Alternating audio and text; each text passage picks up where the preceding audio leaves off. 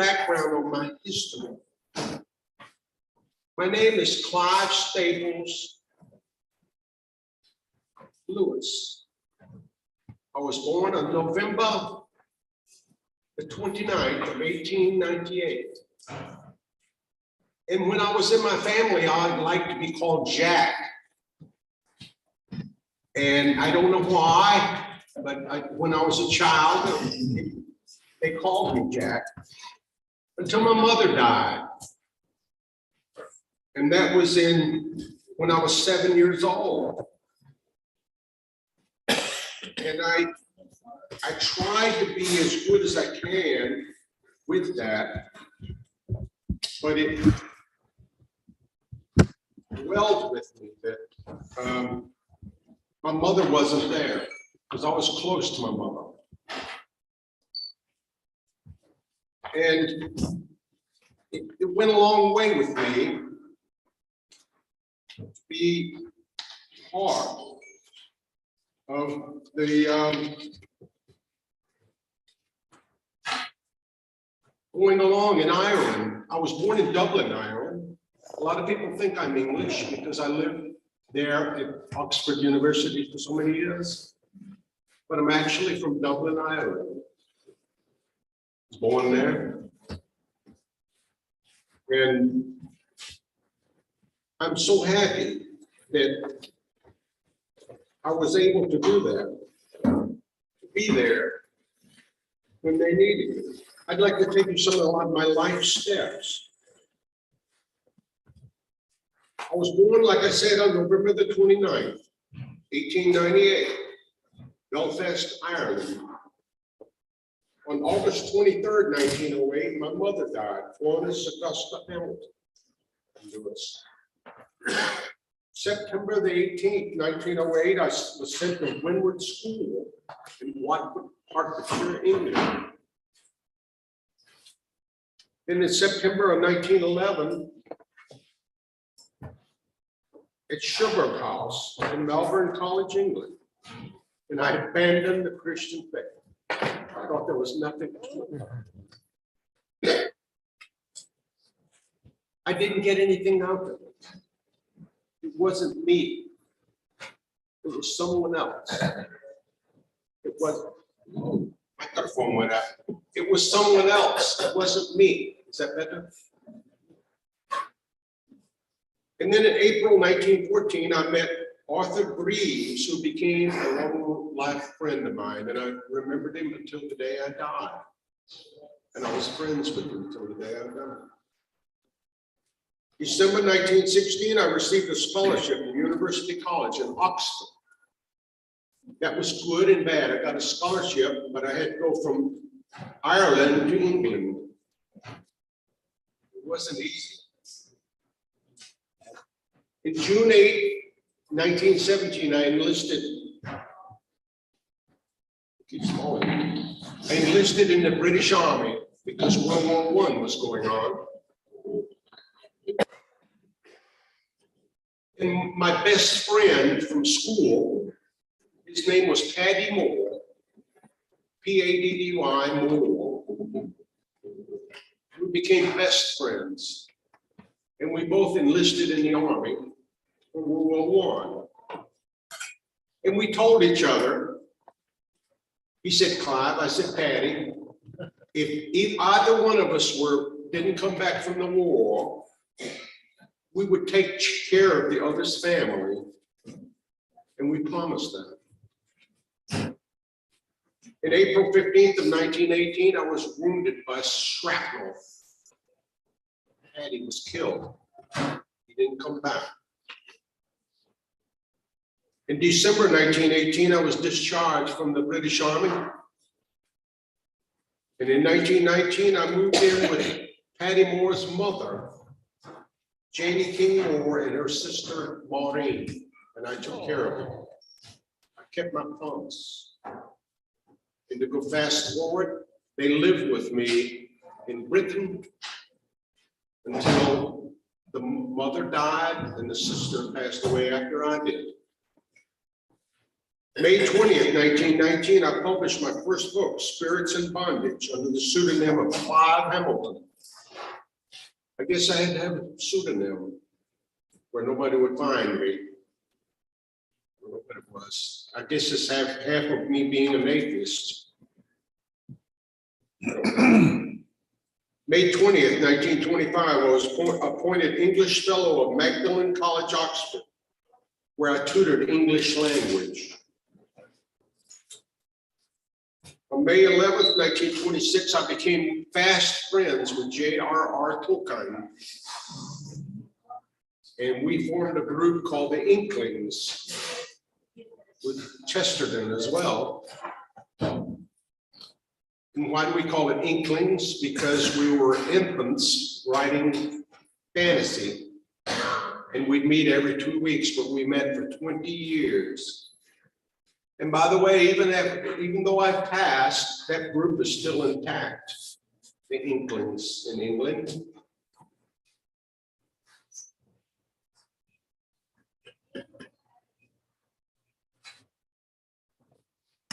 On September the 24th, 1929, my father, Albert Lewis, died in Belfast. And in 1929, which I consider the most beneficial year that I've ever experienced in my entire life, I was walking down the path with J.R.R. Tolkien there in Oxford, England, and we went there every day, and we'd walk down this path,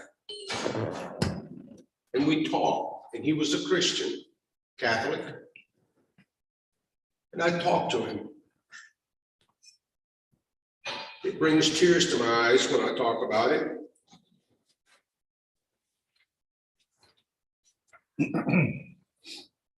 That was September, that was 1929. I became a theist. In 1929, I believed in God. I was an atheist who didn't believe in any deity whatsoever. But I believed in God.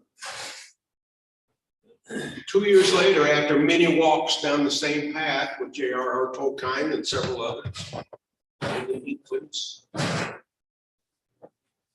became a Christian in 1931.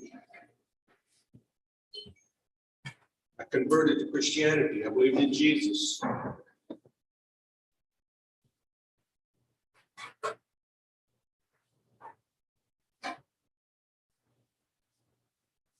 I don't know why, but I vigorously, before that, resisted Christianity, conversion to Christianity. I felt like a prodigal, kicking, struggling, resentful, and darting my eyes in every direction for a chance to escape anyone talking about Christianity. I didn't want to be around them, but I walked the path and listened to these people. Picture me in Magdalen College, Oxford, England, night after night, feeling whenever my mind lifted, even from a second from my work, the steady, unrelenting approach of God, whom I so earnestly desire not to meet. I didn't want to meet him. That which I greatly feared had at last come upon me. In 1929, I told you I changed to a deity.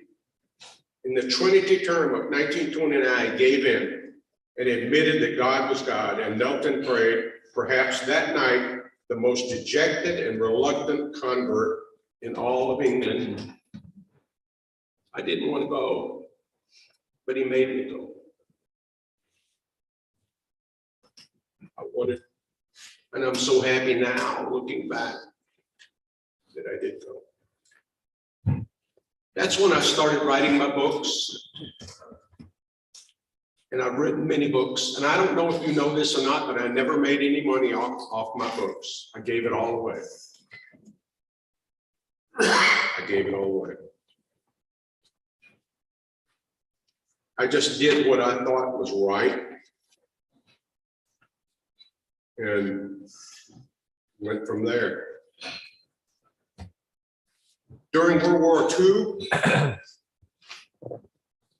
the head of religion with BBC, British Broadcasting Corporation, called me and wanted me to go and do a radio show every Wednesday at 7:45 to 8 o'clock in the PM. That's Greenwich Mean Time. It doesn't mean anything time here, you know, that's 8 hours difference, 6 hours difference. But that's Greenwich Mean Time. But I went on and I met a lot of people that really supported me and a lot of people that were really against me. And that went on for 4 years. Then they changed it to 10 minutes.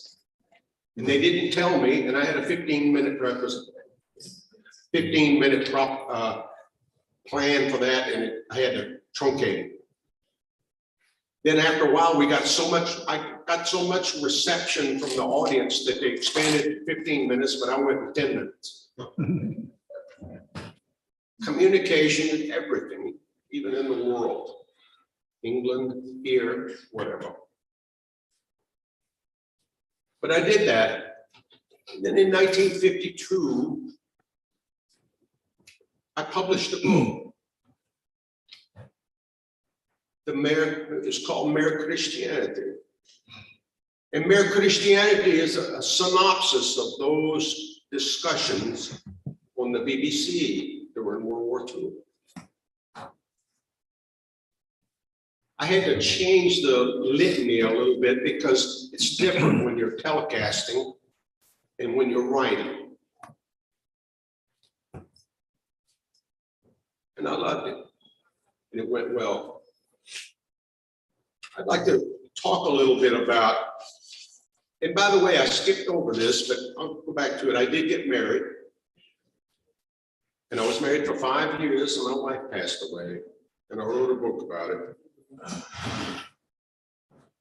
But I learned that that's part of life. That's part of what it is. We all experience it. How you handle it is what matters. Some of the things I've said in the past. I believe in Christianity as I believe that the sun has risen. Not only because I see it, but because by it I see everything else.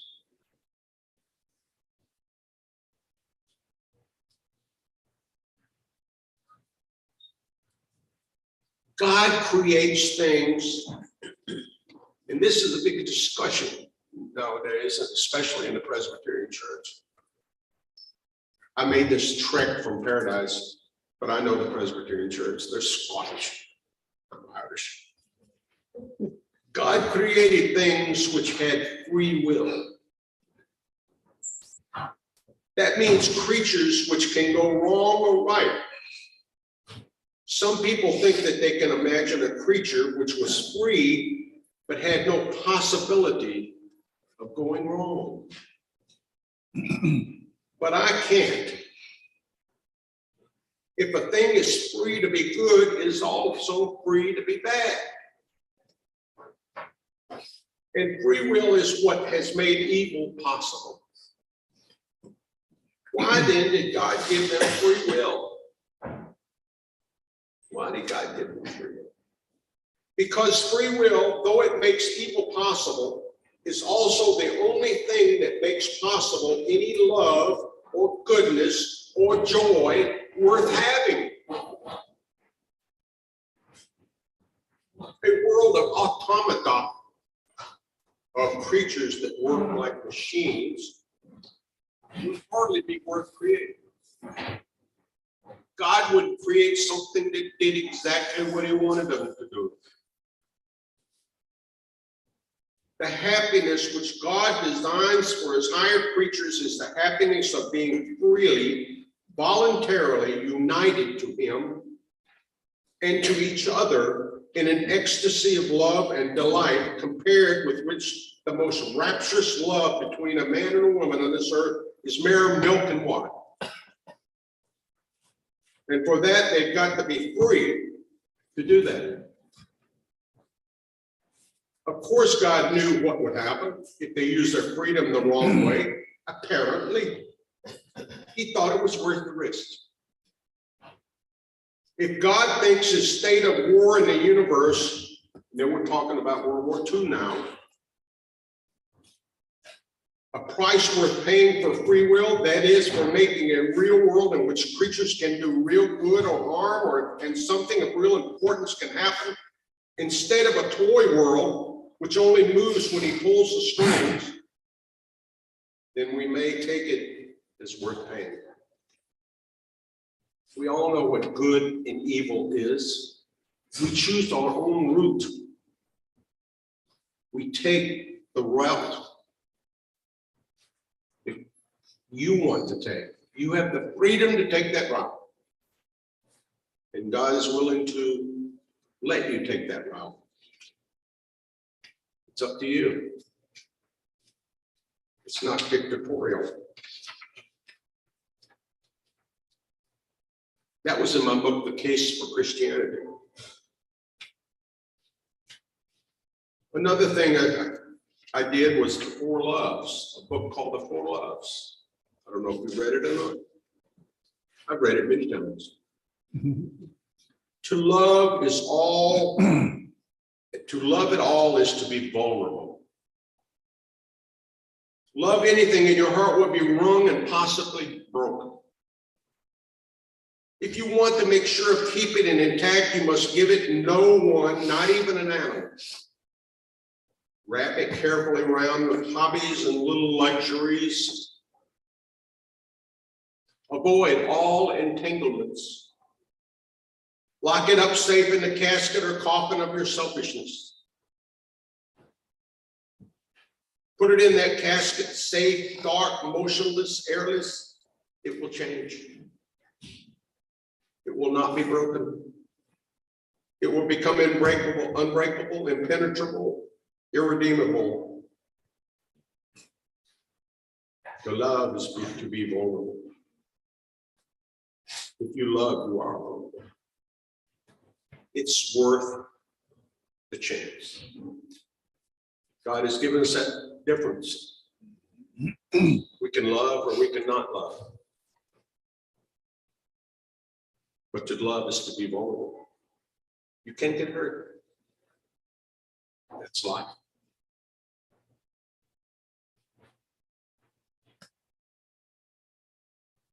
The Christian does not think God will love us because we are good, but that God will make us good because he loves us. I said that many years ago. It still stands today. The Christian does not think God will love us because we are good, but that God will make us good because he loves us.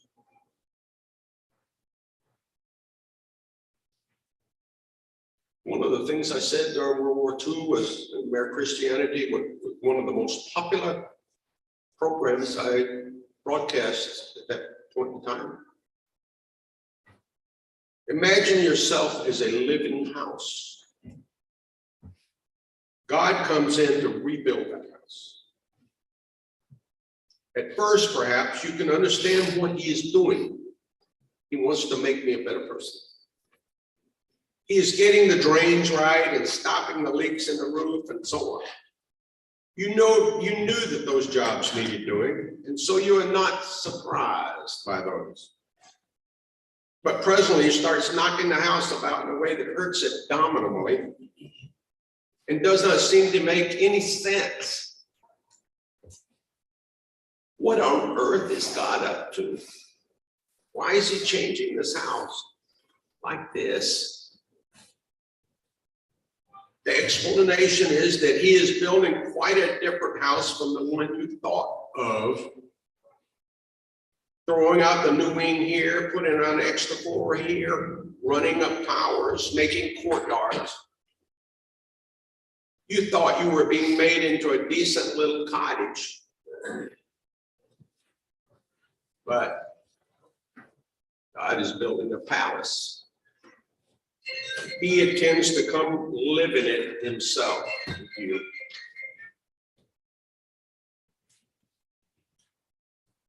A man can no more diminish God's glory by refusing to worship him than a lunatic can put out the sun by scribbling the word darkness on the walls of a cell. You can't diminish God's glory. There's no way. That was in my book that I wrote called The Problem of Pain. After my wife died. We were only married 5 years. She passed away. And I went through a lot of pain, but I knew it was God's pain. And he was preparing me for something different, something more, something bigger.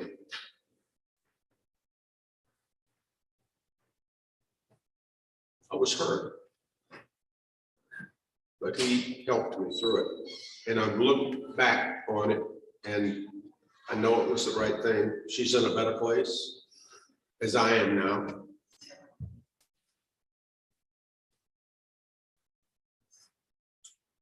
Things happen for a reason in God's world,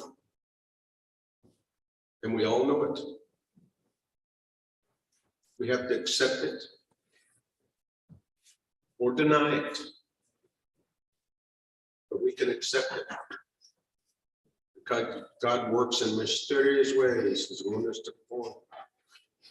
That's what it is. I am trying here to prevent anyone saying the really foolish thing that people often say about him, God. I'm ready to accept Jesus as a great moral teacher, but I don't accept his claim to be God. Hear me out. That is the one thing we must not say. A man who was merely a man and said the sort of things Jesus said would not be a great moral teacher.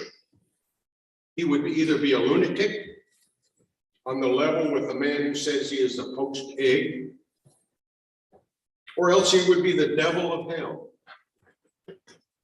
You must make your choice. Either this man was and is the Son of God, or else a madman or something worse. You can shut him up for a fool, you can spit on him, and you can kill him as a demon. Or you can fall at his feet and call him Lord to God. But let us not come with any patronizing nonsense about his being a great human teacher. He has not left that open to us. He did not intend to. I said that in Mere Christianity, which was a replay of like I said, World War II. I wrote other books as well. I wrote a multitude of books, and I also wrote a book about Narnia. And J.R.R. Tolkien wrote the book. What did he write? Hobbit and Lord of the Rings. That's exactly right. He's a good friend of mine. We loved each other, but I loved his stories. He hated mine. He thought they were infantile. His were in the depths, mine were on the ground. Why did I write books about animals? The main reason is I think children listen to animals more than they do us. If an animal's talking to a child, they listen. If we're talking to them, they don't listen. Is that true or false? True.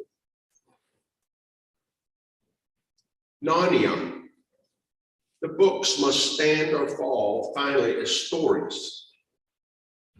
And I believe that the theological insight will emerge from the narrative and the interaction of its characters. not from concentrating on what traditional theological themes might be encoded in this or that detail, though there is a fair few instances. As I've said in my book, I'm not out to decode images or to uncover a system, but I do hope to show how certain central themes hang together. A concern to do justice to the difference, italicized, difference of God.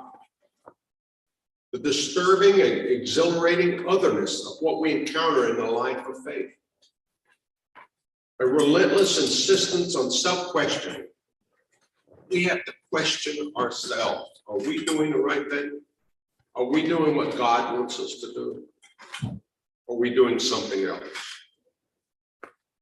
Not so to understand ourselves in the abstract or as interesting, quote unquote, individuals, but simply discover where we are afraid of the truth and where we can turn away into self-serving falsehood. A passion to communicate the excess of joy that is promised by the truth of God in Christ. As I say in the first chapter of Narnia, I want to capture something of what is trying to do and communicate to a world that frequently thinks it knows what faith is, the character, the feel of a real experience of surrender in the face of absolute incarnate love. Because that is what matters most. The possibility still offers of coming across the Christian story as if it is for the first time. The surprise of joy is worth tasting. That's what I try to express in my Narnia, is that it comes across as love. And if an individual can't love another individual, an animal can love you. They have love, no matter what. When you're talking to children, especially, that means a lot. It means that they are there.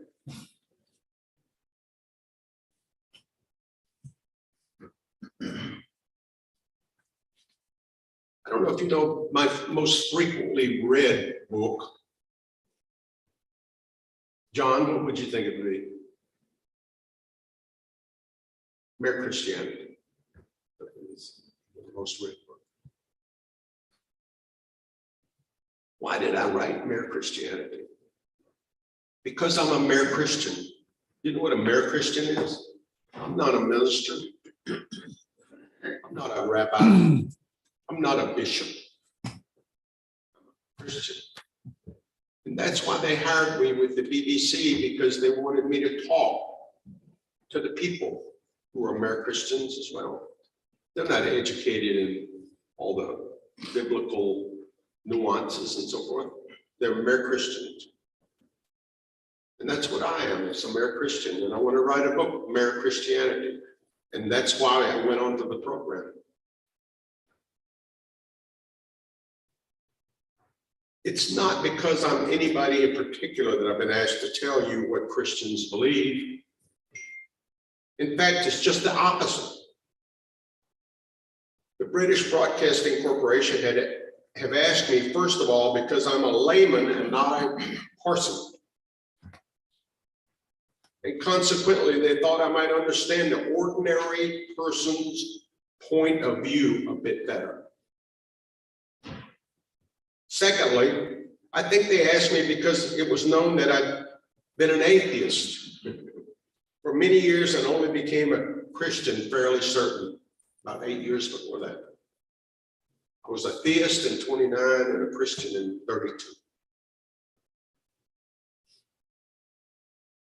They thought they would mean I'd be able to see the difficulties, able to remember what Christianity looks like from the outside in.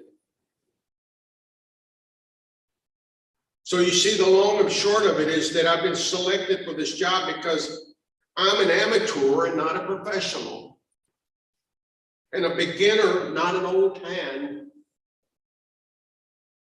Of course, this means that you may well ask what right I have to talk about the subject at all. And they did. On the programs that I had, I got as many accolades as I did negative. That's what makes the world go round. Well, when I finished my scripts, I sent them around to various people who were professionals. To one Church of England theologian, one Roman Catholic, one Presbyterian, and one Methodist. The Church of England man and the Presbyterian agreed with the whole thing. The Roman Catholic and the Methodist agreed in the main, but would have liked one or two places altered. So there you got all the cards on the table. What I'm going to say isn't exactly what all these people would say, but the greater part of it is what all Christians agree on. One thing I can promise you, in spite of all the unfortunate differences between Christians, what they agree on is still something pretty big and pretty solid, big enough to blow any of us sky high, if it happens to be me. And it was very, very popular. It was one of the most listened to programs on the BBC for 15 minutes from 7:45 to 8 o'clock on Wednesday evenings. I've been told that to get to the heart of Christian doctrine was one of my greatest gifts. I spoke like you, not like a rabbi or a priest. I spoke like you. As far as the world at large was concerned, the level of public response to my talks was considerable and divided more often than not into warm appreciation or vehement criticism. Isn't that what makes the world go round? What you say should be agreed upon or disagreed. It's how you feel. It's what the world is.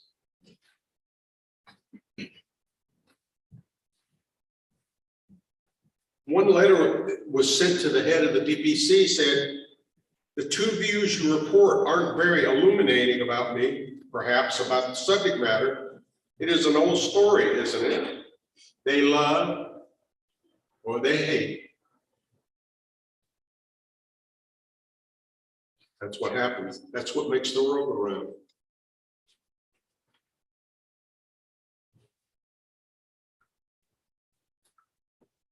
We spoke a while ago about free will. I prefer to call it moral law.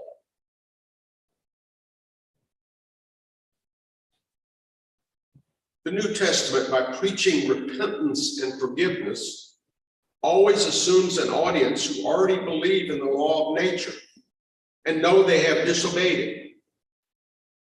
In modern England, we cannot at present assume this, and therefore most apologetic begins a stage too far on. The first step is to create or recover the sense of guilt.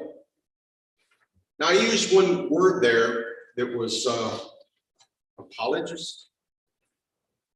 I've been called an apologist. Do you know what apologist is? I don't apologize.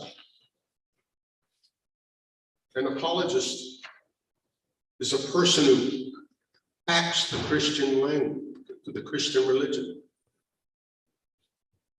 And I'm not the most famous apologist. Do you know who the most famous apologist is? Paul. Paul is the most famous apologist, and he wrote the books of the Bible that you know about. So I take life as it is. It's been a long trek here. I don't know if you know this, but I died on November the 22nd of 1963. Do you know who else died that day? John Kennedy. John Kennedy was assassinated. So nobody heard that I died because John Kennedy was in the newspaper. Do you know what other famous author died on that same day? Aldous Huxley died on the same day. I was 1 week short of my 65th birthday. My birthday was November the 29th, and I died on November the 22nd. Lelion left, but he was in chemistry lab at Clemson when John Kennedy was assassinated. When I died, he told me about it. Where'd he go? I don't know. But anyway,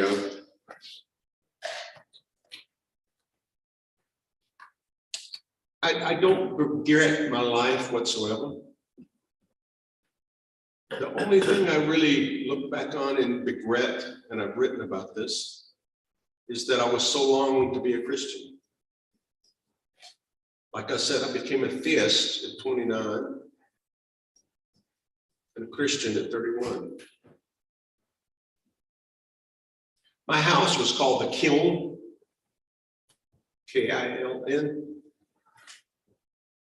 And my friend who died in World War I, I kept them there, and they were still there when I passed. The sister was, the mother passed away. But that was my home. And I could always be there. And I knew God was there with me, no matter what I did. He was there. I don't know how I got through the war. I don't know how I got through age 18 to 31 without God, but he let me do it. I foresee that he tried to experience me to get there. And you know, someone that is an atheist, as I was, and then became a theist, and then became a Christian. If you labor to get there and you cry and scream and yell, don't want to do anything to do with God, and he takes you, you're stronger. You become strong. And that's what it was all about. And I really think that's what made me the person I am and wrote the books that I did. I have to tell you, when I died in 1963, I was a pauper. Like I said, I gave away all book royalties and so forth. Gave it all away. But I don't regret it at all. It was a long trek here from Paradise to Greenwood, South Carolina. And I can't believe I grew some hair. But it was a good trip. And I'm going to go back. Paradise is wonderful. It's worth working for, and I can't imagine if I hadn't become a Christian where I'd be now. Can you imagine where you'll be if you weren't a Christian? That's what mere Christianity is about, is talking to your fellows. It's talking to the people that are around you. It's setting an example. Because you're not a minister, you're not a bishop, you're not a rabbi. You're like me, you're a mere Christian. So talk to others. Be an example. Try to do the best that you can, and I know that's what you'll do. And just be yourself. You can do it. I did it. And if I can do it, anybody can do it. My books, if you want to read them, this is my book. You can get C.S. Lewis, and you can get, this has got Mere Christianity, the Screwtape Letters, the Abolition of Man, the Great Divorce, the Problem of Pain, Miracles, and the Grief Observed. It's about my whole life in this one book. And you can buy it all in one book. You don't have to buy them separately. If you've not read me, it's up to you. You can read me if you want. I'm not called Jack anymore. God calls me whatever he wants. I know that where I am is the place that I long to be. I talked about that many times. You can choose to take a good life or take a bad life. You can go bad or you can go good. I believe that people are born to do good. They're not sin when they're born. They learn sin as they age. That's what happens. So we need to be good to each other and help each other and be kind and gentle. That's our nature. Just like the animals that talk to the children. They have love. No matter what you do to them, they love you. And that's the way we should be. We should, if somebody denigrates us, we should just not hold a grudge. Be there. That's what it's all about. Well, I hope you've enjoyed my little testimony tonight. I'm going to walk back to paradise. It's a long walk, but it's worth the trip. It's a narrow road, but if you're with God, you can walk the narrow road. It can get muddy, but we can handle it. No matter what people throw at you, you can do it. That's what I talked about. Thank you. I love all of you.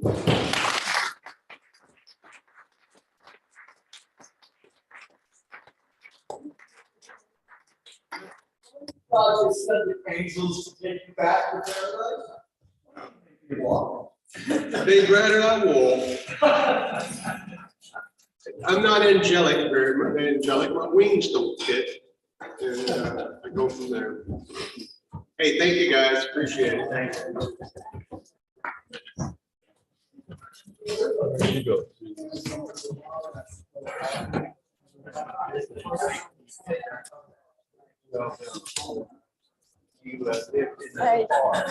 Hey, how are you? where's your bride? She's having a colonoscopy tomorrow, so she couldn't eat anything.